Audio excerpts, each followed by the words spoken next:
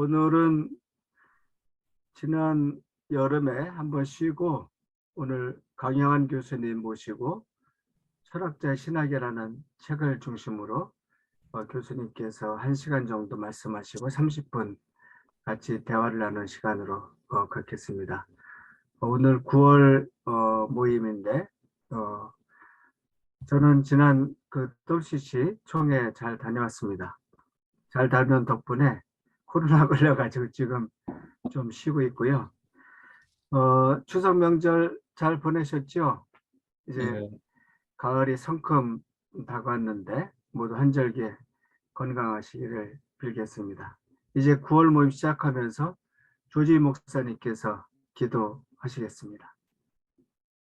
하나님 아버지 감사합니다. 9월 모임 갖게 해주셔서 감사합니다. 특별히 강영환 교수님 강의를 통해서 우리가 서로 배우고 마음을 나누고자 합니다.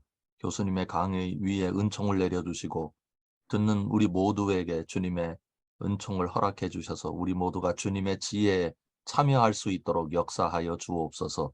모두 건강하도록 주님께서 지켜 주시옵소서. 예수님 이름으로 기도드립니다. 아멘.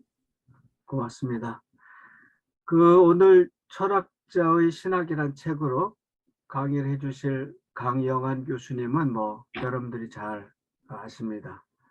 암스테르담 자유대학에서 학위를 하시고 서강대에서 쭉 교수를 하셔서 명예 교수님이시고 한국철학회장 지내시고 지금은 미국 켈빈 신학교에서 학생들을 지도하고 계십니다. 오늘 이 철학자 신학 책을 중심으로 교수님께서 한 8시 5분 정도까지 말씀해 주시고 그 다음에 같이 대화를 나누는 시간을 하겠습니다. 그럼 교수님 박수로 초대하겠습니다. 여러분 안녕하세요. 강의라기보다 그냥 저는 대화라 그렇게 생각을 하는데요. 혹시 여기 목사님들이나 교수님 질문 있으면 질문을 미리 해 주셔도 좋습니다. 혹시 책을 처음 끝까지 전체를 다 읽으신 분 혹시 이 가운데 계시는가요? 예, 두 분 손 떠시네요.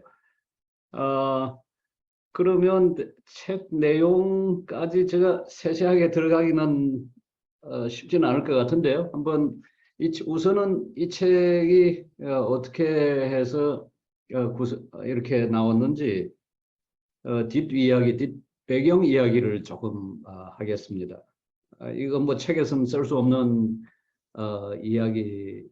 그러니까 이렇게 이제 개인적으로 만나서 할 수 있는 이야기를 먼저 좀 드리죠. 우리가 알고 있는 그 상식 가운데 상당히 많은 부분이 잘못되어 있는 것들이 많습니다. 대표적인 경우가 가령 소크라테스가 너 자신을 알라 그렇게 말했다. 또는 뭐 소크라테스가 악법도 법이다. 그렇게 말했다. 그래서 소크라테스를 이제 자주 거론하는 경우가 있는데요. 근데 사실은 알고 보면 너 자신을 알라라고 하는 말은 그게 이제 아테네에서 몇 킬로입니까? 한 40킬로인가요? 아테네에서 떨어진 델포의 신전 그 문 앞에 히란 말로 그노티세 아우톤 한쪽에는요. 그다음 또 한쪽에 메덴 아간 그 두 말의 그 표현에서 온 말인데요. 그노티세 아우톤 너 자신을 알라. 한편은 그렇게 써놓고요. 또 다른 한편으로는 메간 아간 지나치지 말라. 지나치지 말라. 그러니까 너 자신을 알라. 너는 결국 하루살이에 불과함을. 너는 죽을 수밖에 없는 존재임을.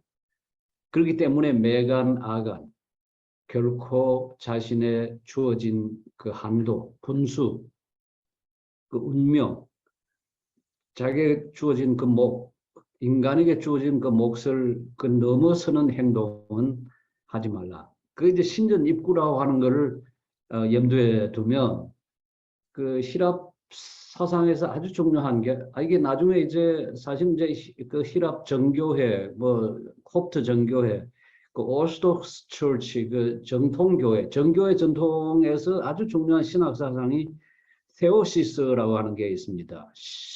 영어로 말하면 deification, 신이 된다, 신화 또는 신격화 이렇게 이제 표현하는데요. 사실 서방 신학에는 꽤 낯선 개념으로 이제 수용이 되는 거였죠. 없지는 않은데 서방 신학에도 이게 이제 동방 신학의 아주 중요한 특징으로 이야기할 때 늘 이야기되는 게 이 데이피카치오, 테오시스입니다. 신이 되는 것. 이게 이제 서방 신학의 관점에 보면 서방 신학이라는 거는 로마 카톨릭이나 이제 이 개신교 신학이 서방 신학에 속하는데요. 서방 신학이 볼 때 어떻게 인간이 신이 된단 말인가? 곧장 이제 거기에 대꾸를 하죠. 인간은 신이 될 수 없다. 이 신학 사상은 이거 잘못된 거다. 근데 사실 이제 힐랍 전통, 힐랍 사상에서 그 인간과 신을 구별하는 것은 여러분 잘 아시듯이 그 힐랍의 신화 보십시오. 제우스나 아프로디테, 뭐 그 제우스의 아내 헤라, 뭐 포세이돈, 뭐 이 수많은 신들이 나오는데 아테네. 특별히 그 제우스 같은 경우 그 도덕적으로 보면 그 못할 짓 많이 하거든요. 간음도 하고 도둑질도 하고 속이기도 하고요. 그러니까 어떤 도덕적 관점에 보면 그 힐랍의 신은 굉장히 그 결함이 많은, 그 결격이 많은 그런 신입니다. 그런데 불구하고 그 신과 인간의 그 차이가 뭐냐? 그러면 결국 그 신과 인간의 차이를 만드는 거는 죽지 않는다고 하는 겁니다. 신들은 죽지 않고 인간은 죽는다.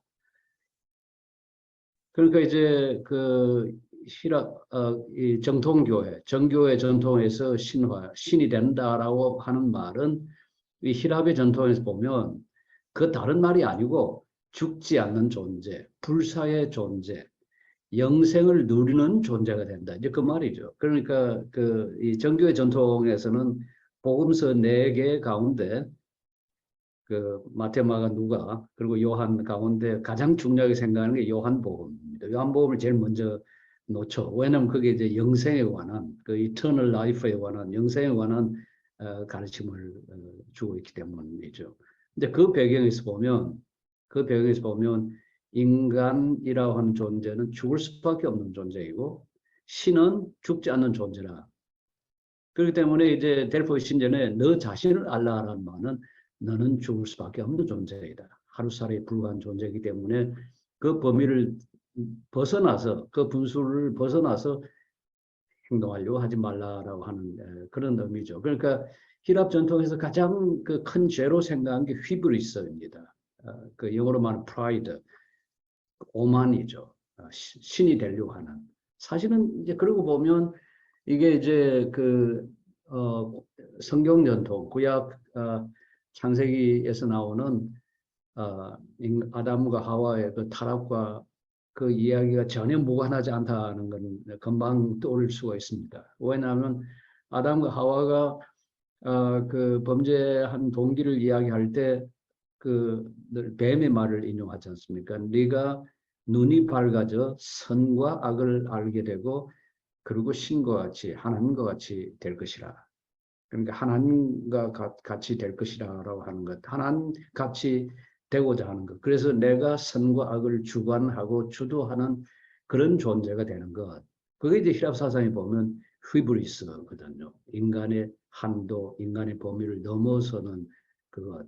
그러니까 나중에 이제 중세 전통에서 7가지 그 죽을 죄, seven mortal sins를 이야기할 때 제일 앞에 놓는 게 언제나 제일 앞에 놓는 게 그게 이제 그 오만, 교만이죠. 교만, 우리가 교만하다고 할 때 사람들 앞에 좀 뻐기는 걸 교만이라고 그러는데 사실 서양 전통에서 교만의 의미는 그냥 사람들 앞에 좀 뻐기고 자기를 내세우는 정도가 아니고 다름 아니라 자기 자신이 주인이 되어 신이 되려고 하는 것, 그걸 오만 또는 교만이라고 불렀던 거죠. 그러니까 훨씬 더 단순한 어떤 도덕적 의미보다는 그 신학적 의미가 그 이때 오만 또는 교만이라고 할 때 있다고 하겠습니다. 이제 그런 의미에서 이제 등장한 게 그노티세 아우톤, 너 자신을 알라. 항상 아까 말씀했듯이 같이 붙어 있는 말이 늘 매간 아간 한도를 넘어서지 마라. Not too much. 그대로 직역하면 not too much인데요. 매간 아간 not too much. 한도를 넘어서지 마라라고 하는 말과 같이 붙어 있는 말인데 그 어떻게 이제 이런저런 통로를 통해서 알려지면서 소크라테스가 한 말이라 뭐 소크라테스한테서 스스로 자신을 안다는 것도 아주 중요하긴 하지만은 그런 배경이 이제 있는 말입니다. 이런 방식으로 우리가 그 오해하는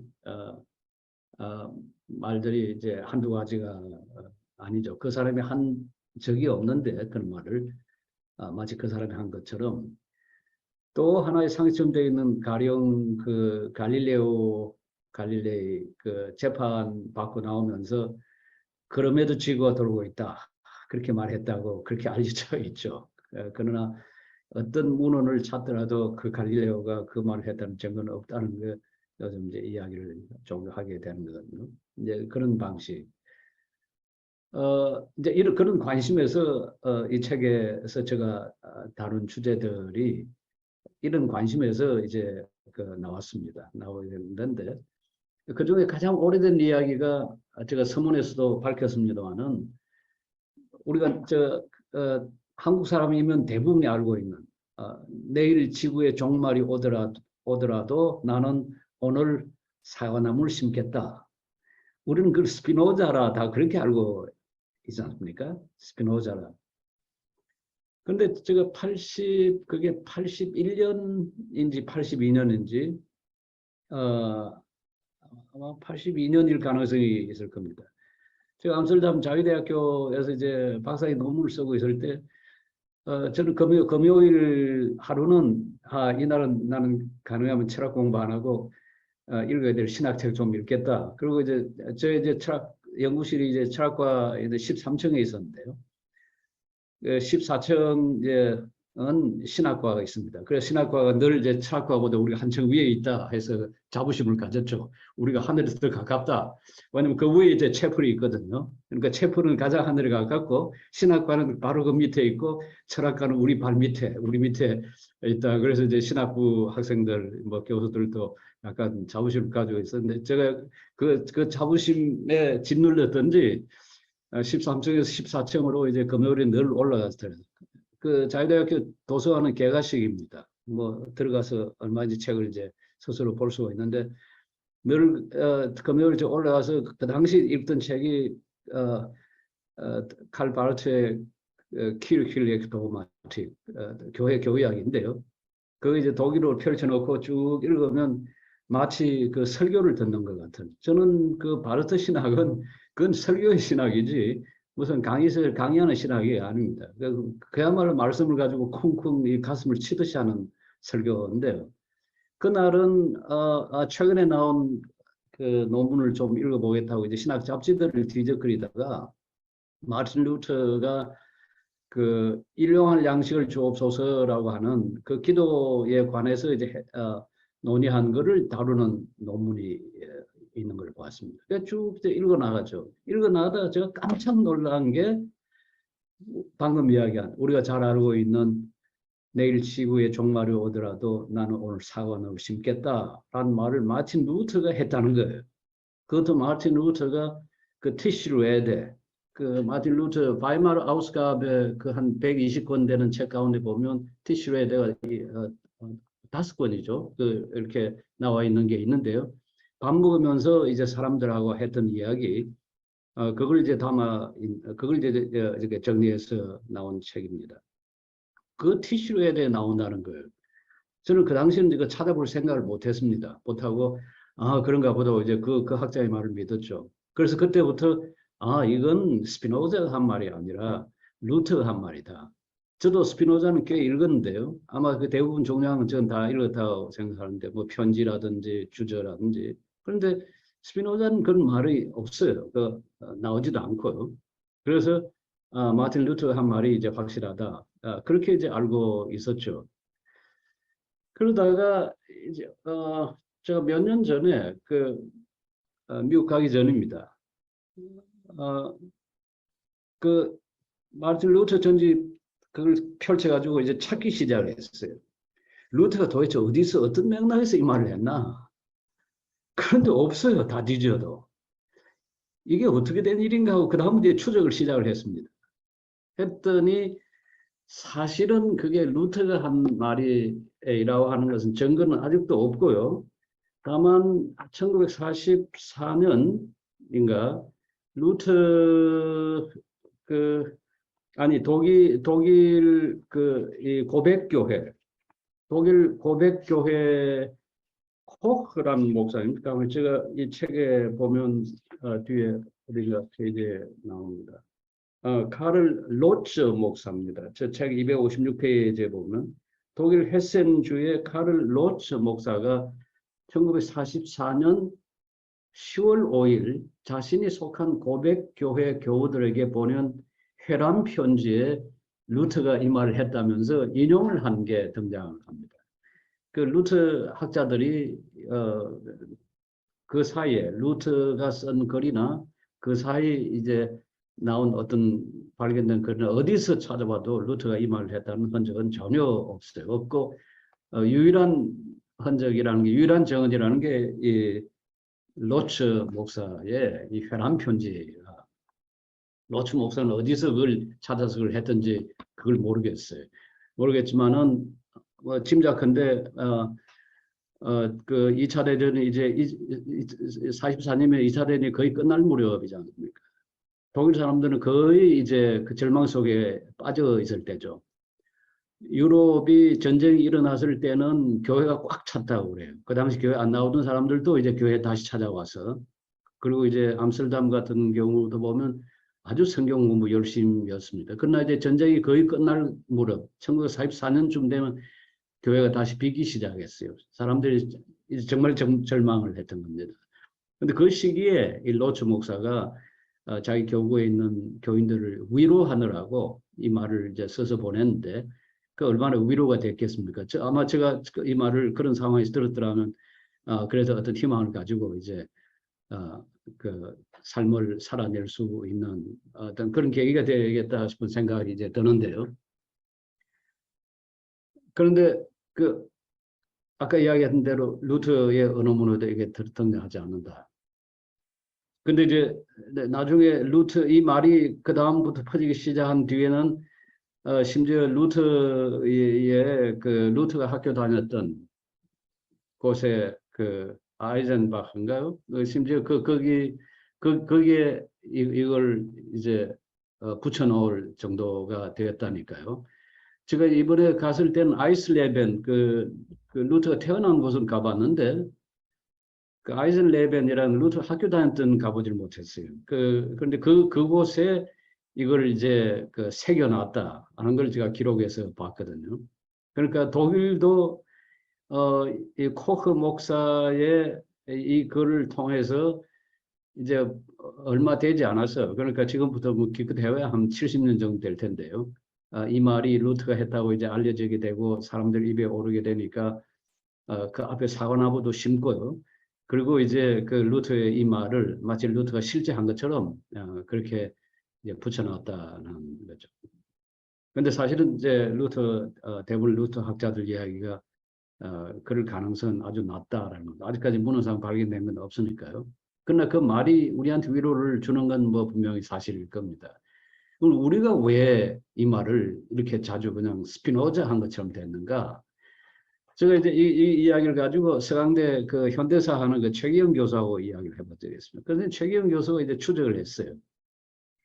하더니 찾아낸 게 1962년 조선일보 만물상, 지금도 만물상이라는 게 있죠. 조선일보에. 조선일보 만물상 1962년 4월 5일 식목일 날 그 사람들한테 이제 나무를 심는 그걸 이제 독려하느라고 오늘 지구에 종말이 오더라도 나는 오늘 사과나무를 심겠다 하고 스피노자인가 누구인가 말했다는데 이제 그 말이 다른 겁니다. 제가 그걸 각주에 붙여놨는데요. 제가 페이지 240페이지에 보면 비록 내일 세계의 종말이 오더라도 나는 사과나무를 심겠다고 스피노자인가 누군가가 말했다지만 이렇게 이제 불확실하게 표현을 했는데요. 나중에는 누군가라는 건 달아나버리고 이게 이제 스피노자가 한 말로 국내에서는 이제 알려져 있습니다. 그런데 이런 일이 흔히 일어나는 것 같아요. 이게 스피노자의 경우 지금 스피노자의 말로 알고 있는 아니면 이제 루터의 말로 알고 있는 독일 사람들의 경우에요. 이 사과나무를 심겠다라고 한 말처럼 흔히 이건 누가 한 말이라고 알려진 경우 이제 저 같은 경우도 아주 오랫동안 그렇게 알고 있었던 예를 들어서 창녀 집에 가서 문을 두드리는 사람은 유각 문을 두드리는 사람은 하나님을 찾고 있다. 제가 이 말을 1990년 초반에 그 리차드 마오 풀러 신학교 총장을 했던 리차드 마오가 쓴 Distorted Truth 그 왜곡된 진리라는 책을 읽으면서 이 표현을 발견을 했습니다. 거기서도 리차드 마오가 이걸 이제 G.K. 체스터톤이 이야기를 했다고 하면서 이제 인용을 하고 있거든요. 그래서 저도 가끔 강의를 하면서 유각문, 그 창녀촌을 찾아가서 문을 두드리는 사람은 사실은 그 창녀가 아니라 사실은 그 마음속에 하나님을 찾고 있다라는 말을 저도 가끔 인용을 했거든요. 체스터톤이라고 하면서 제가 쓴 그 책에도 그 인용을 했고요. 강의 때도 자주 인용. 그런데 이제 나중에 알고 보니까 이게 체스터톤 말이 아니에요. 그래서 제가 그 브라운 신부라고 하는 그 책이 이 책에서 제가 그 책 원문을 이제 밝혔는데요. 그 첫 번째 강의, 첫 번째 책에 제가 이제 밝힌 그게 브루스 마셜이라는 사람이 The World, the Flesh and Father Smith 세상, 육신 그리고 스미스 신부라고 하는 그 소설책이에요. 1945년 나온 소설책. 그 소설책을 보니까 이런 구절이 나와요. The young man who rings the bell at the brothel is unconsciously looking for God. 이제 우리가 잘 알려진 말은 everybody who knocks on the door of brothel. 그 brothel 그 창녀촌의 문을 두드리는 사람은 is looking for God. 그 표현을 알려져 있는데 여기 보면 거의 문자 그대로 The young man who rings the bell at the brothel is unconsciously looking for God. 그러니까 그 유각의 초인종을 누르는 젊은이는 하나님을 무의식 중에 찾고 있다. 이 표현이 이제 그 소설에 나옵니다. 그 소설에 나오는 주고받는 대화는 그 저 책 32페이지, 34페이지에 이제 나와 있습니다. 이렇게 잘 알려져 있는 말, 오해하고 있는 이제 그런 말인데, 가만 보면 그 말의 표현이 상당히 의미가 깊은 그런 표현들을 제가 10개를 가지고 거기서 관해서 이제 글을 썼습니다. 그게 결국 이제 이 책이 되었는데요. 그 외에 뭐 또 다른 하나는 이제 토마스 아퀴나스 말로 오랫동안 알려져 있던 그 신학에 대한 정의인데요. Theologia est de Deo docet, 하나님으로부터 배우고, Deum docit, 하나님을 가르치고, ad Deum ducit, 하나님께로 인도한다. 얼마나 좋습니까? 그 이제 신학의 주체가 결국 하나님이고, 신학의 대상이 하나님이고, 그리고 ad Deum ducit, 하나님께로 그 인도하는 거니까 신학의 그 궁극적 목적은 하나님이다. 그야말로 하나님 중심의 그 신학에 대한 정의인데요. 이걸 오랫동안 저도 토마스 아퀴나스로 알고 있었고 많은 사람들도 토마스 아퀴나스 그렇게 썼어요. 이걸 이제 추적을 해봤더니 토마스 아퀴나스 말이 아니고 아퀴나스보다 한 세대 앞에 살았던 알렉산드르 할레시스, 영어식으로 하는 헤일스의 그 알렉산드가 쓴 말이에요.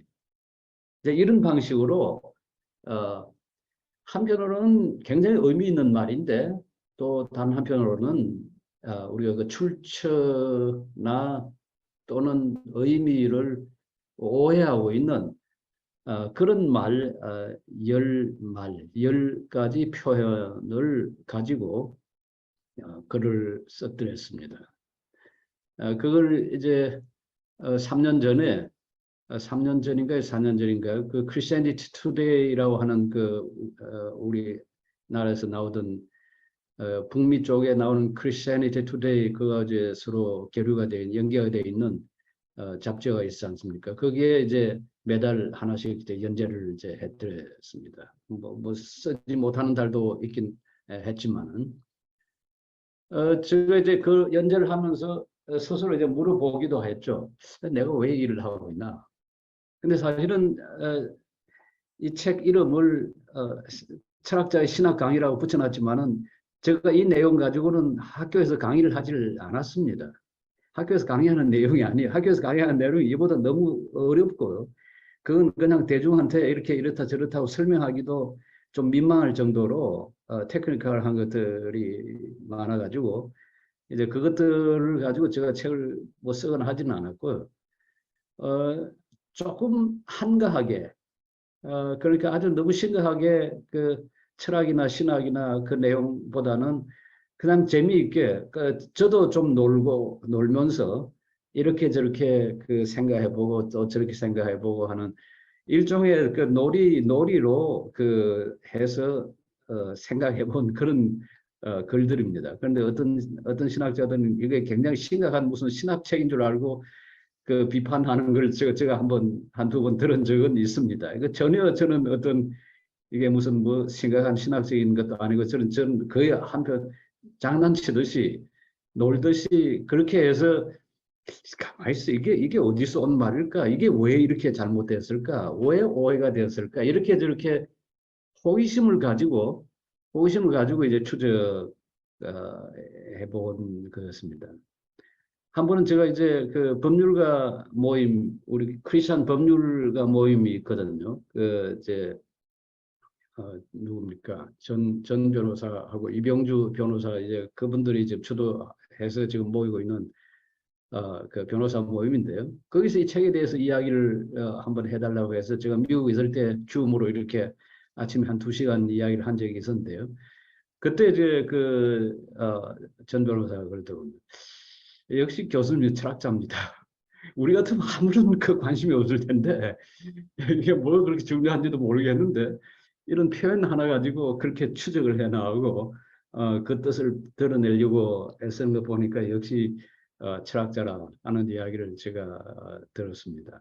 뭐 그렇게 해서 나온 책입니다. 그러니까 혹시 이 시간 이후에 목사님들이나 교수님들이 이 책을 붙잡고 보시려고 할 때 그렇게 심각하게 읽지 마시고 제가 장난스럽게 썼듯이 그냥 장난스럽게 그냥 시간 때우듯이 그렇게 읽어 나가 보시면 어떨까 그런 생각을 합니다. 그렇지만은 어떻게 보면 그 장난치고 좀 놀이하듯이 저 호기심을 만족시키는 방식으로 했지만은 그러나 제가 기독교 신앙을 생각하고 철학을 생각하는 게 오히려 아주 심각한 철학책보다 어떤 부분에서는 더 잘 드러내 있는 면이 있다고 하겠습니다. 제가 쓴 뭐 칸트에 관한 책이나 레비나스에 관한 뭐 좀 더 이것보다는 훨씬 더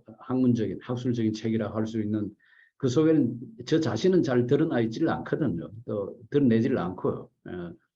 그러나 이런 그 장난기 있게 쓴 글에 오히려 아마 저 자신에 관해서 그리고 저 자신이 생각하는 기독교 신앙에서 철학에 관한 이야기가 더 잘 드러나 있습니다. 아마 이보다 훨씬 더 좀 더 그냥 좀 더 적나라하게 표현한 경우가 작년 연말에 나온 철학한다는 것이라는 책일 텐데요.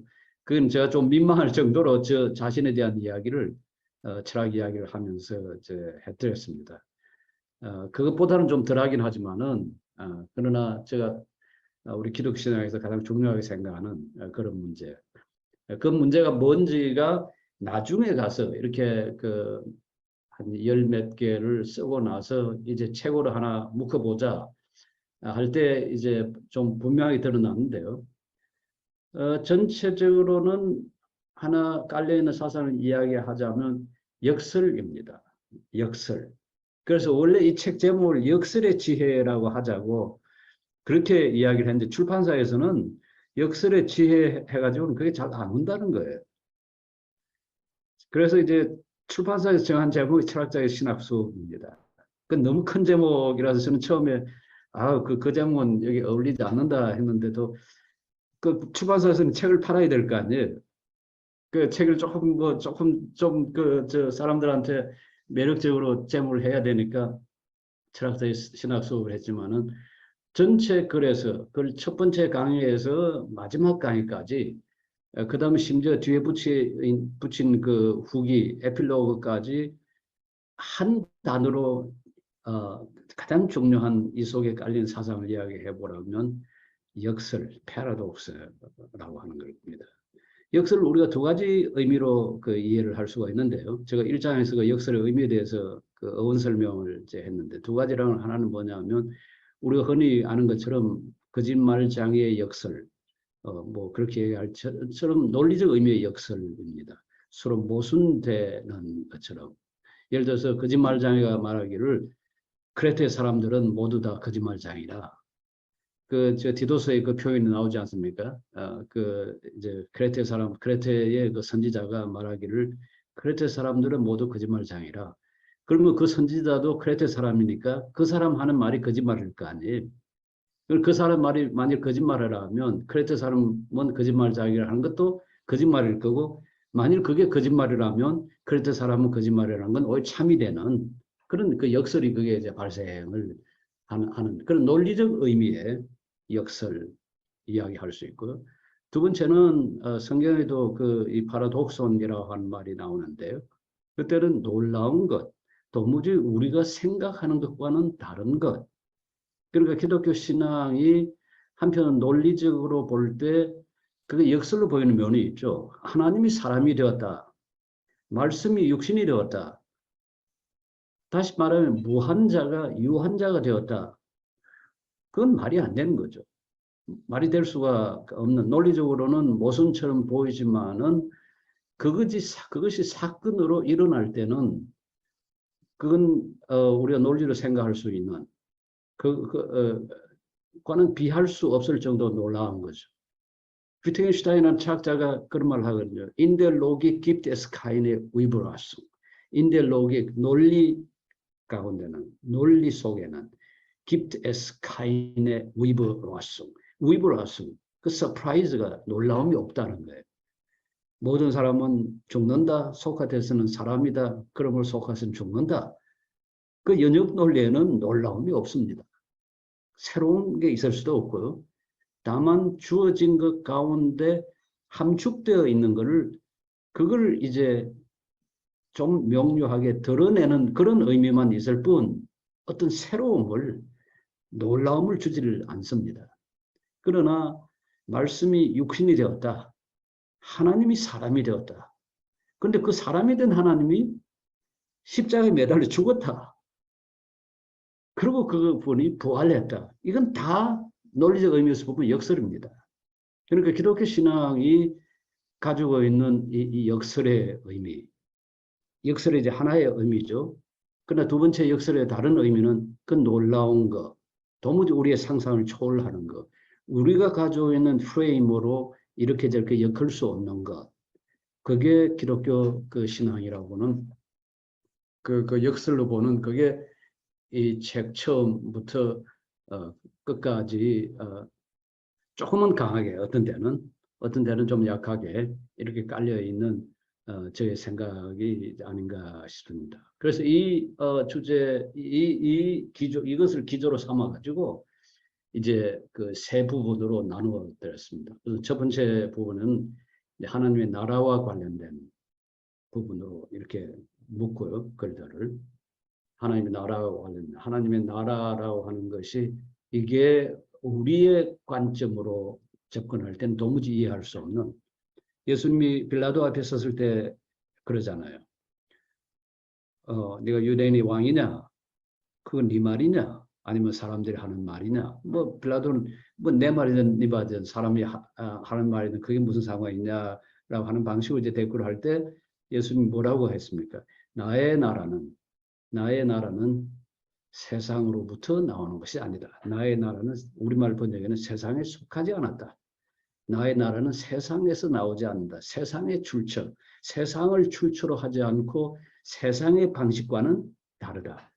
만일 세상의 방식과 같았더라면 예수님 그 뭐라고 그래요? 천군 천사 보내가지고 너희들 다 이거 싹 쓸어버릴 텐데 나는 그렇게 하지 않는다는 거죠. 그래서 예수님의 하나님의 나라 개념은 우리가 가지고 있는 나라, 통치 개념, 그러니까 엄청난 그 왕의 힘, 왕권을 가지고서 부하를 거느리고 통치하는 그런 방식이 아니라 자신이 스스로 죽어서 통치하는 방식. 완전히 인간의 우리가 가지고 있는 기존적인 그 권력과 힘의 질서를 완전히 전복하는 그런 방식으로 예수님께서 말씀을 하시지 않았습니까? 하나님 나라는 세상으로부터 나오지 않는다. 하나님 나라는 세상에 그 기원을 두고 있지 않다. 하나님 나라는 세상의 방식과는 다르다. 이 upside down 하는 이 면이 우리가 하나님의 나라를 자주 이야기하면서도 그냥 잊고 지내는. 그러니까 저는 신천지를 몰랐는데요. 이 팬데믹 기간 동안에 신천지 교리 가운데 뭐 가르침 가운데 그런 이야기하는 걸 들었거든요. 14만 4천 가운데 들어가면 이제 그 순교자들의 영이 나중에 이제 내 몸속으로 들어와서 내가 여기저기에 가서 이제 각각의 그 점수에 따라서 뭐 통치자가 된다. 어떤 사람은 스위스 통치자가 되고, 어떤 사람은 점수가 낮은 사람은 저 아프리카 사막 지대 별로 뭐 통치할 것도 없는 데 가서 통치자가 된다. 아니 세상에 그런 그게 성경에 그런 세상이 어디에 있습니까? 성경에서 말하는 통치, 지배, 그건 그야말로 섬기는 건데, 그 섬기는 일, 오히려 나중된 자가 되는 것, 오히려 못한 자가 되는 것, 소자가 되는 것, 약한 자가 되는 것, 그것이 하나님 나라의 가치일 텐데, 그걸 뭐 그런 방식으로 보는 건 더욱 참 이해를 할 수 없었던 기억이 있습니다. 이게 이제 그 하나님 나라에 관해서 다루는 이제 두 번째 부분이고요.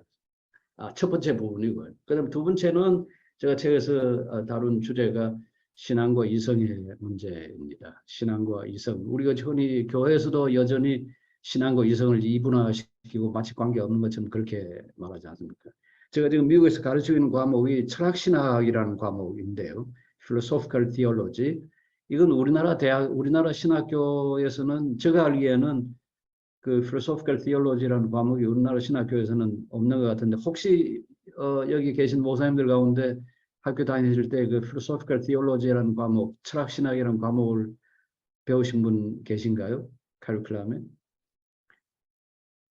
저 평균인지 모르지만은 하여튼 우리나라 신학교에서는 철학은 그건 피해야 할 것 하는 게 있는 것 같아요. 특히 이제 아마 그 좀 더 보수적인 그 신학교일수록, 왜냐하면 골로새서 2장 8절에 보면 뭐 헛된 속임수와 그 철학을 그 피하라 하는 바울의 말 있는 그걸 이제 표 삼아서.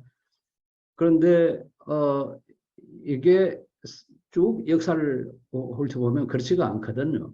가령 아우구스티누스 같은 경우는 참된 철학자는 하나님을 사랑하는 사람이다. 디지움 하나님을 사랑하는 사람이야말로 참된 철학자다. 아우구스티누스 이전에 클레멘스 알렉산드리아의 그 클레멘트가 있지 않습니까? 클레멘스 경우는 영어식으로 하면 클레멘트고요. 원래식으로 하면 이제 클레멘스일 텐데요. 클레멘스는 아주 분명하게 기독교 신앙이야말로 이게 참된 철학, 그 헤필소피아 알레테이스 그렇게 말을 합니다. 참된 철학이다.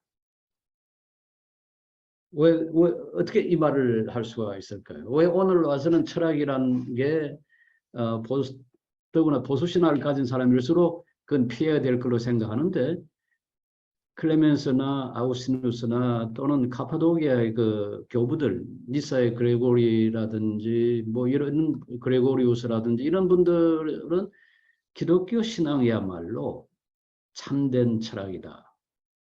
아니 그 이야기는 나중에 이제 이어서 에라스무스도 그러고요.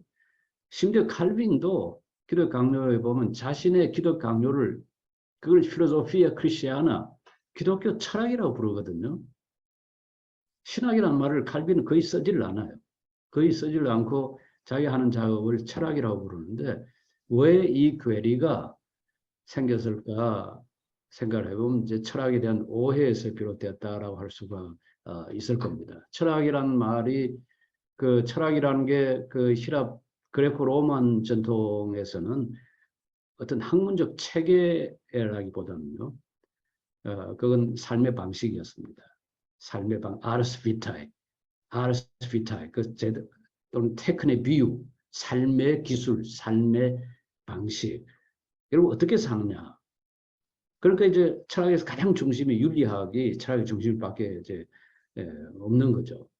이번에 그 보이는 사람에서 보네포 윤리학 우리한테 아주 익숙하던 그 전집 윤리학이 말고 베트게가 1949년에 이제 처음 편집했다가 나중에 63년에 다시 이제 개정판을 낸 그 익숙한 그 보네포의 그 에틱이라는 책. 그거 제대로 된 번역이 이번에 나왔습니다. 제가 그 감수하느라고 7월달에 독일 갔다 와가지고 이제 12일을 거기에 쏟았는데요. 아주 번역이 좋습니다. 제가 12일을 쏟아서 이제 쭉 다 훑어봤는데요. 했더니 그 독일을 아주 정확하게 번역했을 뿐만 아니라 우리말로도 아주 잘 읽히는 책. 그래서 그걸 이제 하면서 저 앞에 해설을 이제 붙였는데요.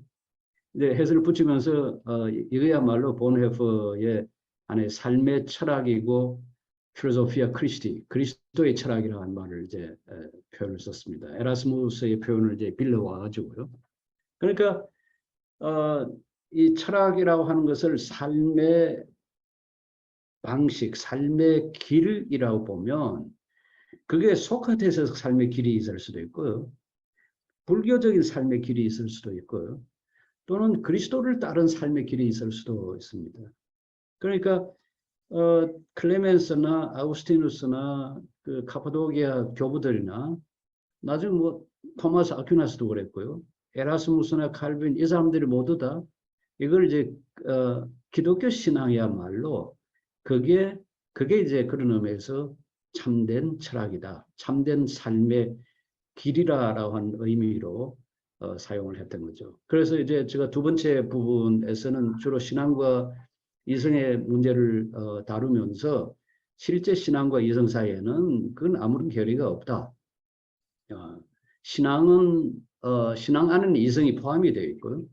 그리고 또 이성도 살상은 그 밑에 믿음, 신앙을 깔고 있다. 신앙, 이성이 예를 들어서 한번 보십시오. 아주 뭐 쉽게 들을 수 있는 얘기일 텐데요. 제가 아까 이야기한 그 3단 논법 보십시오. 모든 사람은 죽는다. 소크라테스는 살아납니다. 그러므로 소크라테스는 죽는다. 이렇게 이제 그 3단 논법식의 이제 추론을 할 때, 적어도 두 가지가 전제가 되어 있습니다. 하나는 내 기억이 정확하다는 겁니다. 모든 사람은 죽는다. 지금 시간이 지나갔어요. 그럼 내가 지금 기억을 담고 있잖아요. 소크라테스는 살아납니다. 이것도 지금 그 이야기를 하는 순간 시간이 흘렀고 내가 만일 기억 속에 담지 않는다면 이건 다 잊혀지는 겁니다. 세 번째, 그래서 그걸 토대로 해서 소크라테스는 죽는다라고 결론을 내리는 거죠. 기억이 있고. 두 번째는 이 기억이 제대로 작동하고 있다는 그 믿음이 있습니다. 기억이 제대로 작동하고 있다는 믿음. 만일 내 기억에 대한 믿음이 신뢰가 없다면 내가 이 이성적으로 추론하는 것이 불가능한 거죠. 그러니까 이성이라고 하는 것, 우리가 신앙과 이성할 때 리성 아닙니까? 리는 이건 다른 게 아니라 추리하는 인간의 본성, 인간의 능력이거든요. 추리. 리라고 하는 것은 추리하는, 그러니까 추리. 원래 한자 말로는 이게 결이라는 뜻인데요. 결리라고 그러죠. 목리, 나이테를 이야기할 때 나무의 리, 나무의 결, 목리. 하는 것처럼 리성하면 우리의 생각의 결을 따라서 그걸 따라서 추리하고 추론하고 그 결론을 내릴 수 있는 능력. 그러니까 이게 신앙인에게 필수적이죠. 이게 없이는 도무지 우리가 신앙생활도 할 수가 없죠. 그런데 왜 이성을 교회에서 그렇게 배격하고 생각하지 말라, 무조건 믿어라. 그런데 저는 자기가 도무지 이해를 할 수가 없는 일이 우리 교회 안에서 이제 벌어지고 있거든요. 그래서 이제 그런 오류들 좀 바로 잡느라고 두 번째 부분에서는 신앙과 이성의 문제를 다루었습니다. 비록 역설적인 것처럼 보이지만은 그러나 사실은 역설이 아니라 오히려 그걸 통해서 우리가 어떤 놀라움을 체험할 수 있는 일이라. 세 번째 이제 부분에서는 이제 이 정신을 가지고 모아본 게 우리 현실과 관련해서 이제 세 가지 문제를 이제 다루었습니다. 하나는 이제 종교개혁과 관련해서 이제 늘 표를 내세우는 거 있지 않습니까? Sola fide, sola scriptura, sola gratia. 그다음 solus Christus, soli Deo gloria. 제가 2016년 호주 오스트레일리아 시드니 교회 가서 강의를 한 적이 있는데요. 종교의 기념 특강을 해달라고 해서 이제 거기까지 갑들했습니다. 근데 그 교회 앞에다가 종교의 5대 표어 해가지고 붙여놓은 말이 솔라 피데, 오직 믿음, 솔라 그라치아, 오직 신앙, 오직 은혜, 솔라 스크립처라, 오직 성경, 솔루스 크리스투스, 오직 그리스도, 솔리 데오 글로리아, 오직 하나님께 영광을. 이 5개 이렇게 제가 그걸 보면서 다시 저 특유의 아니죠. 뭐 누구나 잘 갖는 호기심이죠. 도대체 저게 어디서 왔지? 하는 물음이 생긴 거예요.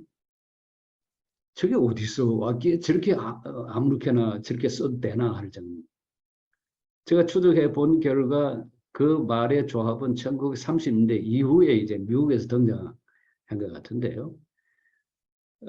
직접 칼빈의 글이나 스윙글리 글이나 루터의 글을 보면 심지어 오직 성경, 오직 은혜, 오직 믿음이란 이 3대 오직 이것조차도 그렇게 병렬해서 나란히 쓴 적이 없습니다. 그렇게는 안 나옵니다. 물론 칼빈이나 스윙글리, 루터 다 같이 오직 성경 그 말을 종종 하죠. 특별히 오직 성경이란 말은 하이델베르 디스푸타치오 할 때 이제 그게 1518년이죠. 오직 성경이라 하는 거를 이제 루터가 내세우는데요. 그때 나란히 무슨 오직 믿음, 오직 은혜 같이 그렇게 하질 않았어요. 오직 성경만이 우리의 권위를 가진다라고 할 때 논쟁하면서 루터가 썼던 표현입니다. 그래서 이제 이 표현들을 가지고 종교개혁의 참된 의미가 뭘까라고 하는 걸 추적해 본 하나의 글이 있고, 하나는 제가 2019년 우리들 교회 강의하느라고 잠시 한 일주일 2019년 12월 달에 이제 들어와서 서울 시청 근처 호텔에 이제 머물었는데 그러면서 워낙 시끄러워가지고 그쪽이 일부러 나가봤어요. 강화문 앞에 집회하는 그 사람들 그 사람들 한 2번 가서 이제 돌아본 적이 있습니다. 보면서 이런저런 주장하는 게, 야, 저건 정말 가짜 뉴스인데, 저건 페이크인데, 페이크 뉴스인데 하는 그런 생각 드는 주장들 하는 걸 들었습니다. 이게 이제 페이크 뉴스라는 게 미국의 현상만이 아니라 우리 국내에서도 저게 이제 표만해졌구나 하는, 지금 뭐 유튜브를 통해서나 이렇게 보면 얼마나 많이 퍼지고 있습니까? 이제 이 현상을 조금 더 크게 보면 포스트 트루스라고 하는 우리의 문화 현상이거든요. 포스트 트루스, 그러니까 트루스, 진실 이후에 또는 진리 또는 진실 이후의 시대가 되었다. 무엇이 참인가 무엇이 거짓인가 하는 것이 팩트를 통해서 어떤 사실 여부를 통해서 결정되는 것이 아니라 어느 편에서 주장하는가, 내 편에서 주장하는 것이면 이게 참이고 저쪽 편을 주장하면 모든 게 다 거짓으로 몰아치는 그런 그 문화 현상, 그걸 이제 보면서 포스트 트루스에 관해서 다루고요. 하나는 이제 팬데믹 우리가 경험하고 있는 것 관련해서 아까 제가 시작할 때 이야기한 그 루터의 말로 알려진 이제 독일에서 루터의 말로 알려진 내일 지구의 종말이 오더라도 난 오늘 사과나무 심겠다라고 하는 그 관련해서 루터가 전염병에 관해서 어떻게 생각하는데 전염병이 퍼질 때 성도들의 그 이웃 사랑이 어떤 방식으로 나타나야 되는지 하는 이야기를 한 루터의 1927년 그 비교적 긴 논문인데요. 그 논문을 이제 소개하는 걸 뭐 이런 것들로 채워져 있습니다. 이렇게 해서 책이 만들어졌는데요. 이제 마지막 부분에 가서 이제 에필로그 부분에 가서는 칼빈이 이야기하는 그 기독교 철학, 크리스티아나, 필로소피아 크리스티아나라고 하는 그에 대한 이야기를 짧게 조금 논의를 했었습니다. 저는 처음에 목사 되겠다고 제가 신학교를 갔거든요. 신학 공부를 이제 시작했는데 그 신학 공부 시작하면서 네덜란드 신학을 접했습니다. 그러면서 네덜란드 가서 이제 신학을 제대로 해야 되겠다 해서 제가 다니던 그 신학대학을 그냥 중퇴하고 그 외국어 대학으로 갔었는데요. 그때 외대에 이제 네덜란드과가 생겼거든요. 그래서 이제 화란어 공부하느라고 외대를 이제 가드렸었는데요. 이제 그러면서 그 이후로 줄곧 기독교 철학에 대한 관심을 가지고 있었을 때였습니다. 그때 제가 이제 기독교 철학이라 할 때는 암스테르담 자유대학교 법철학 교수였던 도에베르트 철학이 이제 주된 관심이었습니다. 도에베르트, 그 다음에 카이퍼, 바빙크, 이 네덜란드 그 리포엄드 티올로지, 네덜란드 리포엄드 그 개혁 신학 전통에 대한 관심에서부터 시작을 했는데요. 저는 그 도에베르트 방식의 그 이론적인 체계를 구축하는 그 철학이 가능하다고 생각을 합니다. 상당히 이제 그 자체로 굉장히 이제 귀한 작업인데요. 이제 나이가 들어갈수록 점점 저에게서 기독교 철학이라고 하는 것은 일상의 삶을 어떻게 그리스도인으로 살아내는가 하는 것이 저한테는 훨씬 더 중요한 주제가 되었습니다. 제가 1998년에 처음으로 서강대 철학과에서 일상의 철학이라는 과목을 개설해가지고 일상이라고 하는 것이 어떤 의미가 있는지 이게 철학적으로 무엇인지 하는 것을 강의를 해본 적이 있었고요. 그 뒤에 이제 일상의 철학에 관한 글들을 쓰기 시작해서 2018년에 그러니까 지금 5년 전에 그 스카기 입문 강좌라는 데서 이제 저 강의를 4번을 하고요. 그걸 이제 일상의 철학이라는 이름으로 이제 책을 한 5년 전에 낸 적이 있었습니다. 근데 그 밑바탕이 되는 그 하나의 신학적 바탕이라고 한다면 그게 아무래도 이제 칼빈의 그 기독교 철학 정신이 아닐까 싶은데요. 칼빈은 그 기독교 철학, 크리스티아나 필로소피아를 그렇게 정의를 합니다. 제가 이 책의 제사 앞에 그 표지 다음에 들어가는 말로 그 사용을 했는데요. 칼빈 기독 강요 그 3권에 보면 3권 7장 1절인데요. 그 칼빈 기독교 강요 3권은 여러분 아시듯이 칼빈의 기독 강요는 삼일체론으로 구성이 되어 있습니다. 삼일체로 구성이 되어 있고 뭐 다르게 표현하면 사도신경의 순서대로라고 할 수 있는데요. 성부, 성자, 성령, 그 다음에 교회. 그런데 3권은 일종의 성령론입니다. 성령론인데 그 가운데 3권 중에서도 아주 독특한 게 3권 그 6장에서 10장까지가 일종의 칼빈의 윤리학입니다. 칼빈의 그 삶에 관한 윤리학인데 그 가운데 이제 칼빈이 이 말을 쓰고 있죠. 기독교 철학은 이성이 성령께 자리를 내어드리고 그분께 복종하여 따르도록 명령합니다. 그리하여 이제는 사람이 제 힘으로 살지 않고 그리스도께서 자신 안에 사시면서 다스리게 합니다. 그러니까 아마 철학을 무슨 하이데거 철학이나 헤겔 또는 칸트 그런 방식으로 철학을 이해하면 이 칼빈의 말이 잘 이해가 되지는 않을 겁니다. 그러나 철학을 삶의 길이고 삶의 방식으로 이해하면 이 말이 쉽게 이제 이해가 되죠. 어떻게 사는가 하는 게 결국 철학의 문제다라고 한다면 이제 그 어떻게 사는가는 다름이 아니라 물론 우리가 살아가는 이성을 사용해야 합니다. 이성, 지성, 우리의 감성 이것들이 다 중요하고 다 필요하죠. 그런데 이것이 이제 그리스도를 따르는 철학과 그리스도와 무관한 철학의 근본적 차이라고 한다면 그리스도를 따르는 철학은 무엇보다도 성령께서 그리스도를 통하여 또는 그리스도가 성령 안에서 우리를 인도하고 인도할 때 우리가 따라서 살아가는 것. 그걸 이제 칼빈은 그리스도께서 자신 안에 사시면서 다스리게 하는 거다. 그러면서 갈라디아 2장 20절 인용을 하고 있거든요. 갈라디아 2장 20절 보면 이제 사는 것은 내가 아니라 내 속에 계시는 그리스도라. 그리스도가 내 삶의 중심이 되어서 내 삶을 다스리는 방식으로 생각하고 행동하고 그렇게 살아가는 삶. 그것이 그리스도를 따르는 철학, 기독교 철학이다. 제가 에필로그에서 이걸 이야기를 이제 했을 뿐인데 에필로그를 하는 걸 항상 그 다음 작업을 사실상 예상을 하는 거잖아요. 에필로그가 끝에 쓰는 거긴 하지만은 이제 그걸로 끝나는 게 아니고 또 새로운 시작이어야 하는데 이제 이어서 작업을 이제 계속해 나가야 하는 거죠.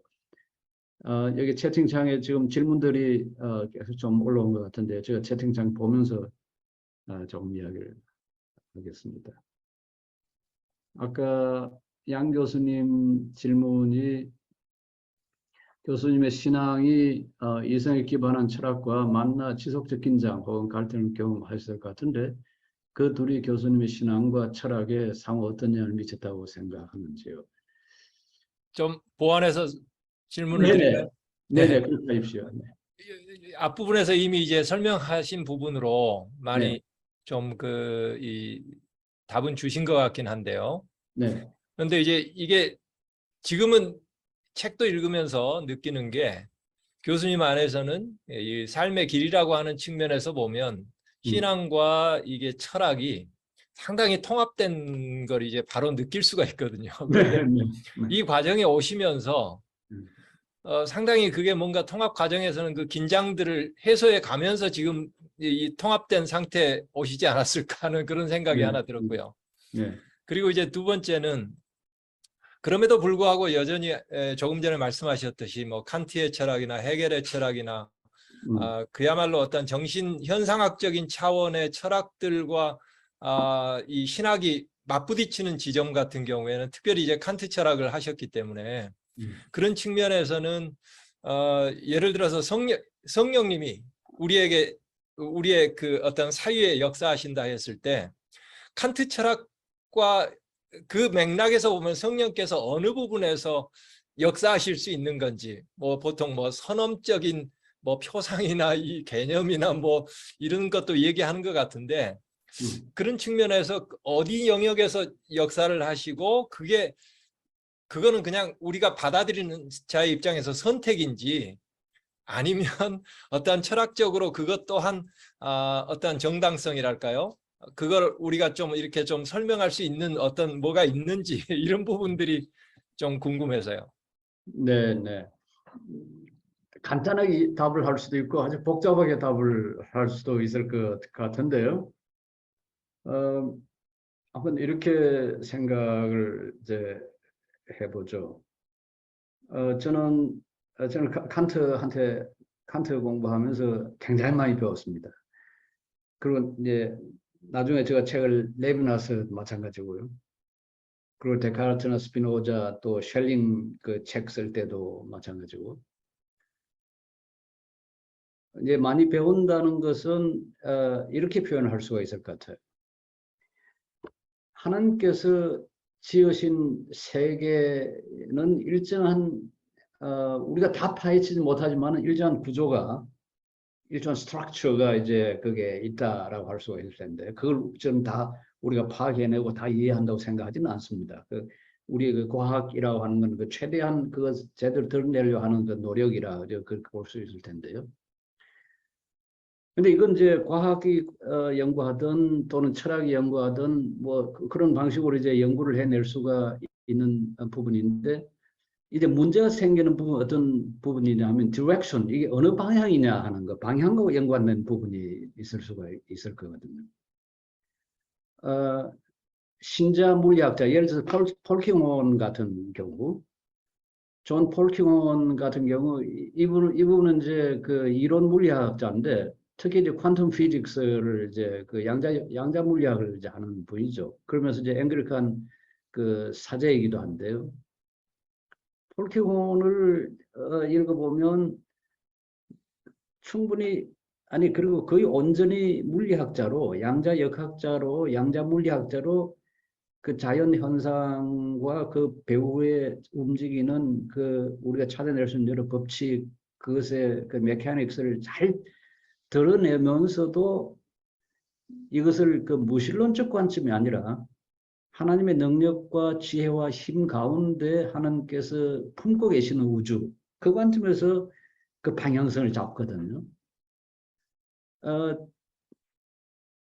칸트를 읽거나 헤겔을 읽거나 쉘링을 읽거나 스피노자를 읽거나 거기 보면 그 우리의 감정을 탐구하는 거나 또는 우리의 지각하고 인식하는 그 어떤 메커니즘을 탐구하는 데서는 좀 많은 부분은 수호에게는 우리가 이해하지 못하는 부분이 있다.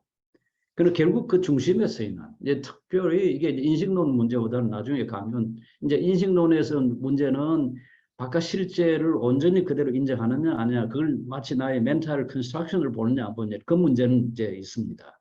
그 문제는 이걸 어디다 강조를 하느냐 그 칸트 해석에도 이건 여전히 논쟁이 되고요. 저 같은 경우는 칸트를 실제론자로 이제 읽어내는 편인데요. 칸트는 우리 바깥 세계가 온전히 우리의 그 지성이나 우리의 의지에 의해서 이렇게 저렇게 조작되지 않고 그 바깥 세계 온전히 존재한다고 믿는 사람입니다. 그러나 우리의 그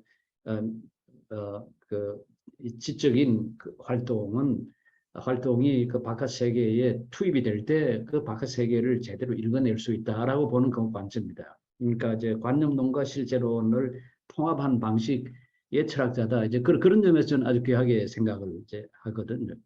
그렇지만은 마치 그 법칙을 이 자연 속에 움직이는 그 법칙을 우리 자신이 제정한다. 우리 자신이 그 법칙을 부여한다고 생각하는 그거는 저는 동의를 하지는 않아요.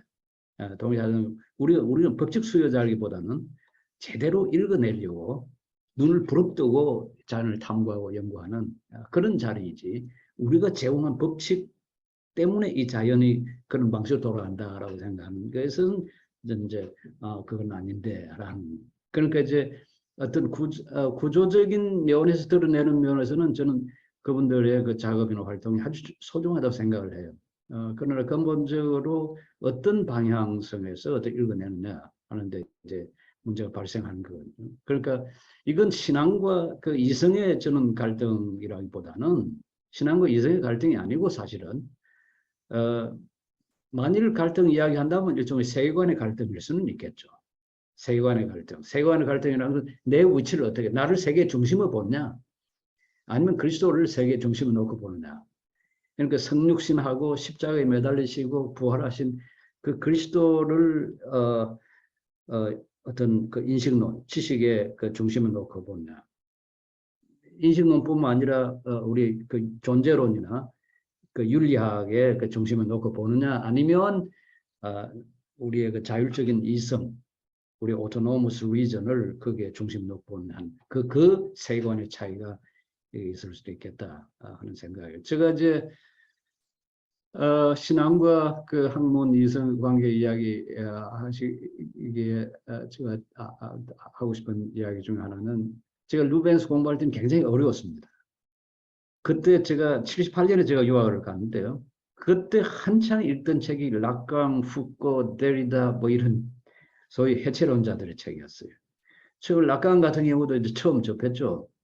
지금은 우리나라에도 이제 뭐 락강 문학 하는 사람이든 이렇게 철학하는 사람이든 뭐 모르는 사람이 없다 할 정도 적어도 이름은 다 들어봤을 이름인데 그때는 우리나라는 뭐 거의 알려지지 않은 사람이었거든요. 후코, 라깡 다 마찬가지입니다. 그때 이제 후코 같은 경우도 우리나라에서 후콜트 뭐 그럴 시절이니까요. 이제 후코가 아니라 이제 그 공부하면서 그건 철저히 무신론적인 공부. 그런데 이제 그걸 통과하면 하고 나서 이렇게 쭉 보면 왜 하나님이 나를 그런 속으로 통과를 이렇게 시켰는가라고 지나 보면 그 속에 들어가서 공부 안 해보면 그걸 이해를 못 하거든. 그 속에 들어가서 그들의 텍스트를 읽고 그 텍스트를 실험하고 그렇게 해서 이게 통과시킨 게 아마 저를 그냥 그걸 거치지 않은 사람보다는 훨씬 좀 어떻게 사고를 복잡하게 만들었을 가능성은 있겠지만은 그리고 그레이 존을 좀 더 많이 만들었을 수는 있겠지만은 그러나 그 경험을 한 것이 그러면서 제가 결국 이제 프랑스 학자 중에서도 후코나 라깡이나 데리다보다는 오히려 레비나스나 르거를 훨씬 더 좋아하는 르거 레비나스 뭐 제가 레비나스 책을 한 권 냈습니다만 르거만 해도 뭐 거의 중요한 건 다 읽었어요. 근데 제가 글을 쓰거나 하지는 않았는데요. 그러나 많이 배우고 같은 크리스찬으로 특히 이제 르거는 그 유그노 출신 크리스찬이기 때문에 훨씬 더 많은 그 가까움을 느끼고 공부를 이제 할 수가 있었죠. 그러니까 저를 이제 버텨준 거는 이제 두 축이라고 할 수 있습니다. 이 무신론 그 철학자들의 아주 신랄하고 치열한 그 사고, 그것 저는 무시하지 않습니다. 근데 아주 중요하다고 생각을 해요. 또 한편으로는 같은 그 신자, 같은 그 크리스천 기독 신앙을 가진 그 철학자들, 뭐 저 지도 교수 반 프롤슨 교수, 뭐 한국에서 저 선생님 저 손보 선생님인데, 뭐 손보 선생님이나 저 네덜란드 선생님 반 프롤슨 교수님이나 이제 방금 이야기한 리거나 이런 분들이 신앙을 가지고서 신앙을 토대로 해서 철학하는 게 저를 지탱해 준 또 다른 하나의 축이죠. 뭐 축이라고는 사실은 훨씬 더 중요하죠. 이 두 개를 뭐 같은 비중에 놓을 건 아니고요. 이런 하나의 공동체가 살아 있다는 게 저를 기독 신앙에서 떠나지 않고 그래도 기독 신앙 안에 머물 뭐 저 뒷자리긴 하더라도 그래도 머무르 있게 있도록 해준 힘이 되지 않았나 싶은 생각입니다.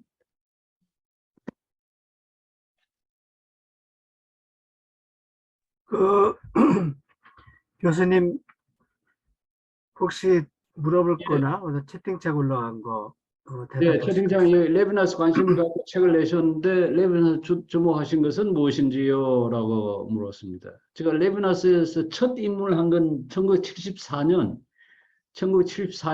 그 손보 선생님이 그 문학과 지성이죠. 문학 지성사에서 나온 그 잡지. 그게 레비나스 철학이라는 글, 뭐 그렇게 길지는 않은 그런데, 그걸 통해서 처음, 이런 사상가, 이런 철학자가 있는구나 하는 걸 처음 배웠습니다. 처음 배웠다가, 이제 78년 이제 그 루뱅에 가서 공부하면서, 79년에 레비나스가 루뱅에 왔더랬어요.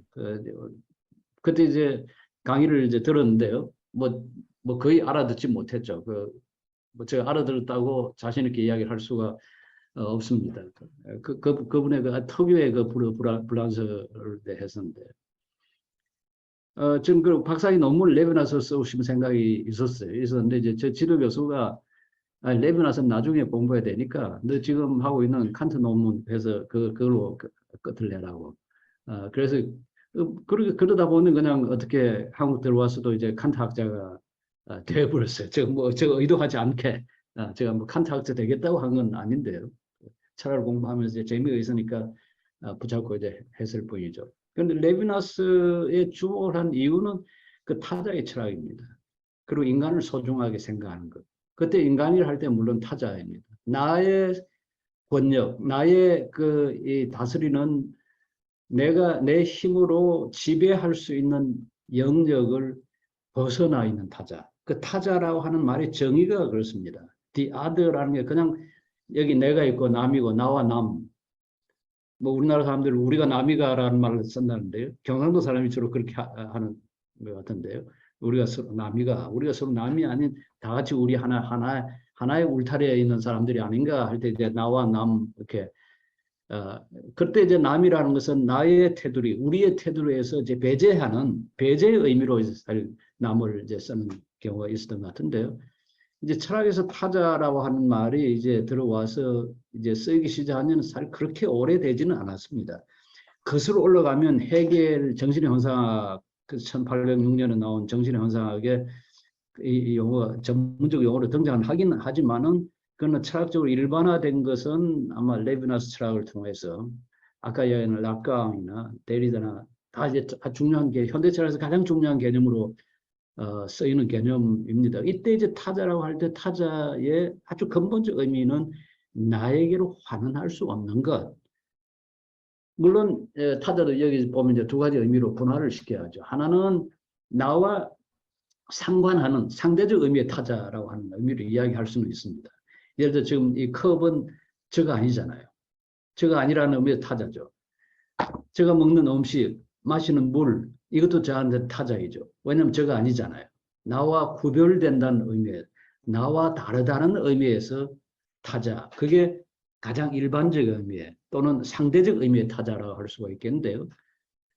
레비나스가 이야기한 타자는 절대적 의미의 타자입니다. 절대적 의미의 타자는 내가 나의 권력, 나의 그 통치 영역으로 이렇게 저렇게 할 수 있는 영역으로 환원시킬 수 없는 존재. 내 바깥에 있는 존재. 그래서 두 가지 방식. 내가 비하시키거나 무시해버리거나 아니면 내가 존중할 수밖에 없는 존재. 이제 그런 방식으로 타자를 정의를 이제 하거든요. 이 타자는 이제 그러고 보면 이웃이기도 하고요. 또는 하나님이기도 하고요. 레비나스 철학에서는 하나님은 결코 내가 그 어떤 방식으로 어떻게 할 수 있는 존재가 아닙니다. 그런 의미에서 하나님은 이제 무한자고 동시에 타자인데요. 이제 그런 그 철학을 우리가 레비나스한테서 볼 수가 있습니다.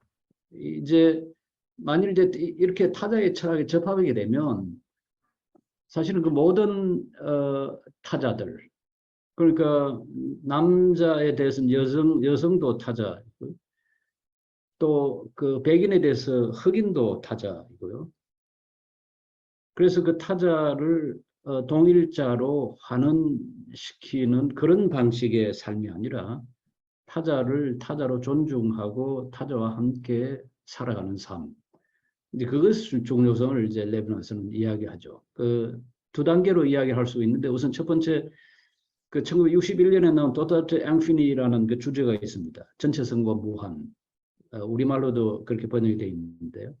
거기서 주체성은 곧 환대다 이런 말을 씁니다. subjectivity, subjectivity, 이 subjectivity, 나의 나됨은 hospitality, hospitality, 타인을 환대하는 것. 타인의 환대가 곧 나의 나됨을 구성한다. 이게 이제 1961년에 나온 전체성은 무한의 아주 중심 사상이고 1974년에 이제 그게 레비나스의 말년 사상입니다. 말년 사상의 존재와 다른 것, 존재 저 너머, 그 프루로 오트르망 오트르 오우들라드 레상스라고 제목이 붙어 있는데요.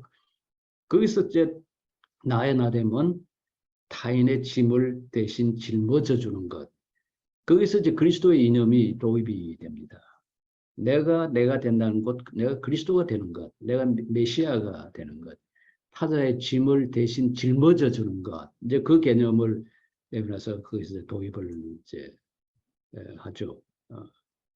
기록 전통에서 수용할 수 있는 것도 있고 없는 것도 있지만은 그러나 우리 인간이 가지고 있는 고유의 인격성과 인간의 그 존엄성을 어떤 철학보다도 강하게 대변하고 옹호하는 그런 철학이라는 점에서 레비나스 철학은 과거 그 책이 나올 때보다 지금 뭐 60년이 지났는데요. 그 60년 전보다 지금 이 시점에 와서 훨씬 더 중요한 철학이 아닌가 그러니까 어떤 공동체 철학을, 공동체 삶을 구성할 때 집단주의에 빠지지 않고요. 한편으로. 또 다른 한편으로 개인주의에 빠지지도 않고 각각의 개인이 지니고 있는 고유성을 인정하면서도 동시에 공동체가 가능할 수 있는 그 조건을 보여준 점에서는 레비나스 철학이 여전히 소중하다 그렇게 생각합니다. 굉장히 어렵습니다. 읽기가. 굉장히 어렵긴 하지만은 그는 읽고 나와서 열심히 좀 푹 몇 달 좀 잠겨보면 그 참 귀하다 그 사상이 그런 생각을 할 수 있는 철학자적 레비나스가 아닐까 싶습니다. 예, 고맙습니다. 또 다른 분 혹시 그 채팅이 아니고 직접 교수님한테 뭐 물어보실 거나 같이 나누고 싶을 이야기 있으면 말씀해 주시기 바랍니다.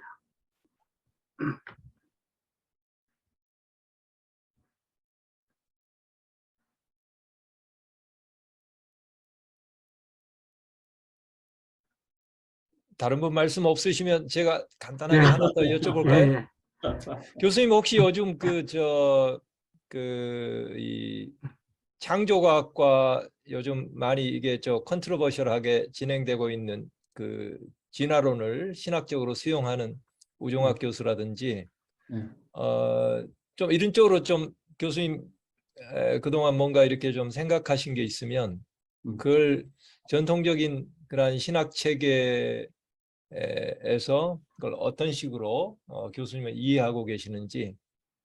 지난주 2주 전에 혹시 웨슬리 웬트워스라고 들어보셨죠? 아시는 분 계실지 모르겠는데요. 웨슬리 웬트워스는 한국에 와서 50년 넘게 이제 지낸 분인데 이분이 기독교 세계관을 한국에 퍼뜨린 분입니다. 기독교 세계관 운동을 일으킨 그러니까 뭐 이분이 가르치면서보다는 이제 미국에서 나온 책들 그걸 학생들한테 이제 갖다 주고 나눠주고 하면서 이제 세계관 기독교 세계관의 운동이 주로 이제 치면 뭐 좀 보수적인 교회 쪽이죠. 합동이나 고신이나 그쪽 출신들이 이제 많이 영향을 받았는데 웬트 떠나면서 2주 전에 마지막 잠시 인사하면서 한 말 가운데 하나가 Stay away from 창조과학 이랬어요. 창조과학도 그냥 그걸 무슨 영어로 안 하고 그걸 Stay away from 창조과학이라고. 저는 그 때문에 컨트로버시에 개입한 적은 한 번도 없습니다. 저는 무익한 일이라고 생각합니다. 그냥 저는 창조나 진화라는 걸 창조나 진화나 이드화로 놓는 거는 철저하게 저는 반대합니다. 창조는 그보다 훨씬 더 큰 개념인데 진화보다 진화는 조그마한 개념이에요. 근데 그걸 어떻게 창조냐 창조 아니면 진화 아니면 창조 이렇게 놓을 수 있느냐 이제 저는 그럴 수가 없다고 생각을 하고요. 하나님의 창조는 진화를 충분히 수단으로 사용할 수 있는 방식으로 하나님께서 창조하시고 섭리하시고 이 세상을 좀 통치한다. 그렇게 이제 믿는데요. 근데 그러고 보면 무슨 창조학에서 이야기한 것처럼 이 지구가 6,000년 전에 또는 뭐 10,000년 전에 지었죠. 그건 동지 말도 안 되는 소리고. 또 이제 Old Earth 이론 가서는 또 창세기 1장에 난 요음을 그걸 하루로 보지 않고 뭐 긴 시기로 본다. 그것도 일종의 적응해서 이제 표현을 하는데요. 이것에 대해서는 저는 창세기 1장에 나오는 날은 그건 하루라고 생각합니다. 그건 문자 그대로 봐야 되는 거고요. 그러나 그걸 갖다 역사적 과학적 무슨 사실에는 기록이라고 보는 것에 대해서는 그건 성경 해석에 문제가 있다고 이제 보고요.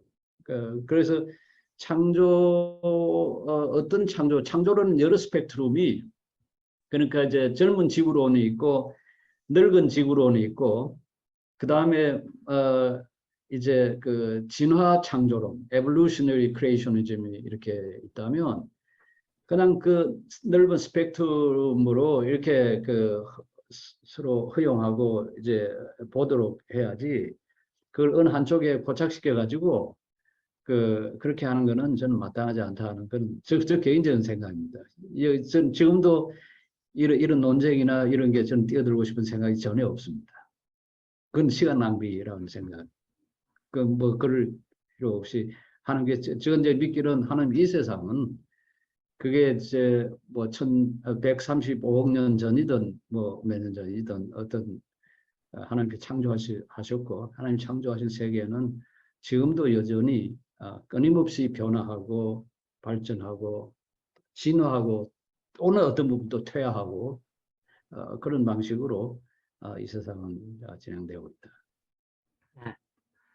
혹시 다른 분 뭐 같이 나눌 이야기 있으시면 얘기를 해주시죠.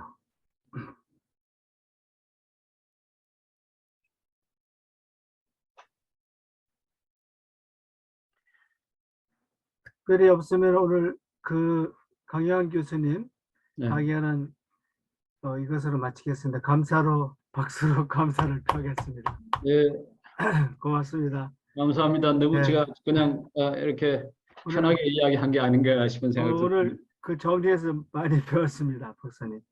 음. 그러면은 다음 달 10월 그 저희 서울 목회자 인문학 독서 모임 광고하고 마치겠습니다. 저희가 10월 31일이 종교개혁 기념일이라서 장신대학교 박경수 교수님에게 부탁을 했습니다. 그래서 그분이 얼마 전에 쓴 책, 그동안 뭐 기독 공부에 쭉 연재된 거를 대한기독교서에서 책으로 만들었는데 신학 논쟁 핵심 톡톡 Q&A 24 그동안 논쟁이 됐던 그 24 주제를 가지고 정리를 한 책인데 신학 그 종교학에 관련해서 또 신학 논쟁에 관련해서 잘 정리할 수 있는 기회가 될 것입니다.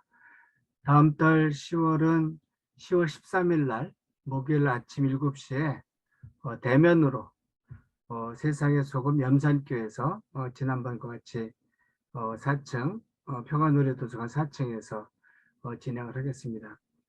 여러분들 그 책 꼭 읽으시고 그런 건강하시고 그날 뵙겠습니다. 오늘 귀한 강연해 주신 강현 교수님께 다시 한번 감사를 드리고 9월 모임 마치겠습니다. 고맙습니다.